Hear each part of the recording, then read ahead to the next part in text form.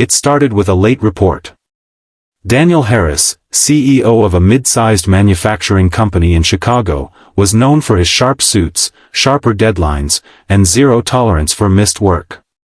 But when his quietest, most dependable employee, Mark Bennett, asked to leave early for the third time in 2 weeks, Daniel's suspicion grew.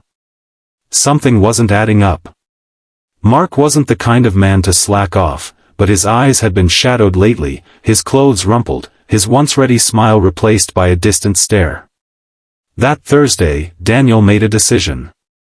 He'd follow him.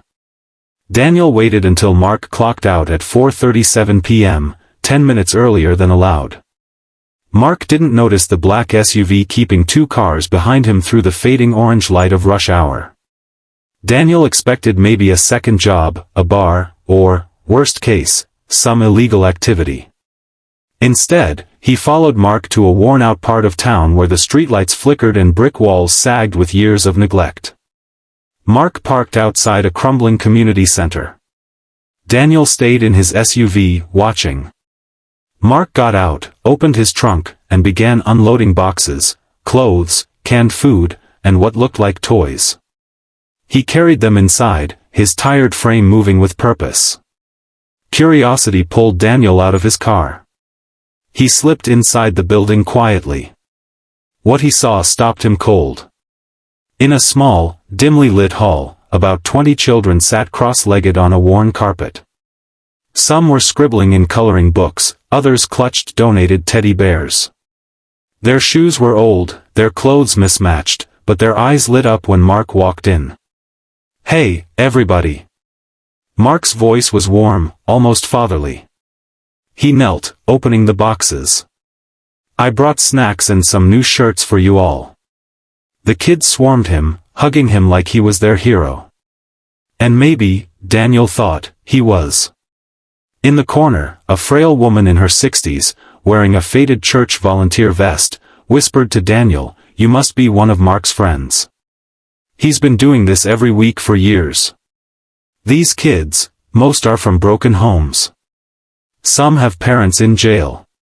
This place, he's the only reason it still runs." Daniel's throat tightened. Mark was barely making enough to live comfortably himself. He knew the man's salary, modest. How could he afford this? The woman answered before he could ask. After his wife passed from cancer, he sold his house. Used the money to start this little program. Said it gave him a reason to keep going.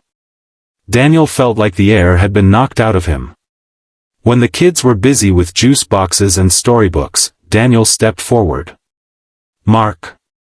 I didn't mean to spy, but I followed you here," Daniel admitted. Mark looked startled, then embarrassed. "I didn't want anyone at work to know. This isn't about recognition. It's just, after Emily died, I was lost.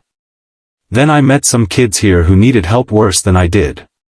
Helping them, it healed me more than I can explain." Daniel's voice softened. "You've been leaving early, missing hours. Why not tell me?"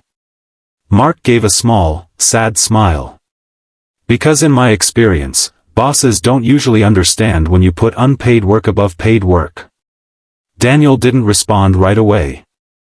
But in his chest, something shifted. The next Monday, Mark walked into work to find Daniel waiting at his desk. "Come with me," Daniel said simply. They drove back to the community center. When they arrived, a moving truck was parked outside, unloading brand new furniture, shelves filled with books, boxes of fresh clothes, and enough food to stock the pantry for months. Mark froze. "What is this?" Daniel handed him an envelope. "From today on, you're our official community outreach director, full salary, flexible hours, and a budget to expand this place. No more scraping by on your own. I want the company to sponsor this work." Mark's eyes glistened. "Daniel, why?" Daniel's voice was thick with emotion. "Because you reminded me what success is really for." In the months that followed, the community center grew. More volunteers joined. More children found safety, food, and a little joy.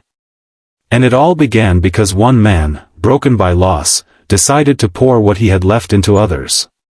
Daniel found himself spending more evenings there too, not as the boss, but as a man learning how to give without expecting anything back.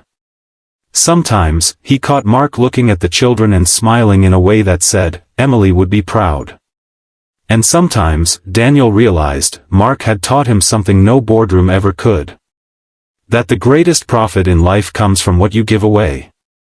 The world doesn't always need grand speeches or billion-dollar gestures to change lives. Sometimes, it just needs one person, willing to show up, week after week, with whatever they can give. And sometimes, that changes everything.